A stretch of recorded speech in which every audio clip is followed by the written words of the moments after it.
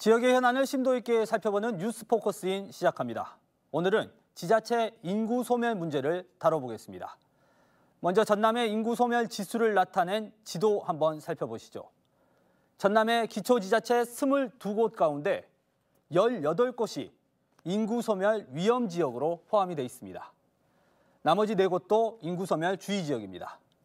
특히 고흥군의 경우는 전국에서 가장 높은 수준의 인구 소멸 위험 지수를 기록하고 있고, 도청 이전으로 인구가 증가한 무안군, 혁신도시 이전으로 인구가 늘어난 나주시도 올해부터는 인구 소멸 위험 지역으로 포함이 됐습니다.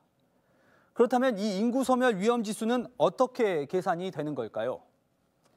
현재 해당 지자체에 살고 있는 만 20세에서 39세 여성에서 65세 이상 노령 인구를 나눈 수치로 0.5 이하이면 인구 소멸 위험 지역, 0.2 이하이면 인구 소멸 고위험 지역으로 분류를 합니다.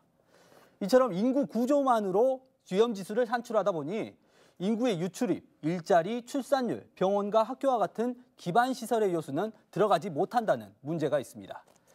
그렇다면 다른 요소들을 넣은다면 전남의 인구 소멸 위험이 조금 사라지는 걸까요? 꼭 그렇지만은 않습니다.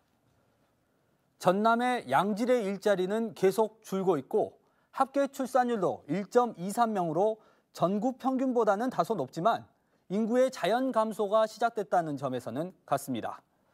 지자체에서는 인구 문제를 해결하기 위해 각종 귀농 귀촌 정책, 출산 지원 정책, 복지 정책을 쏟아내고 있지만 개선의 움직임이 나타나지는 않고 있습니다. 인구 문제는 한 세대가 흘러가는 30년 전에 정책을 시행해야 그 효과를 볼 수 있는 만큼 지금이라도 정부와 지자체의 근본적 정책 마련이 필요해 보입니다. 지금까지 뉴스 포커스인이었습니다.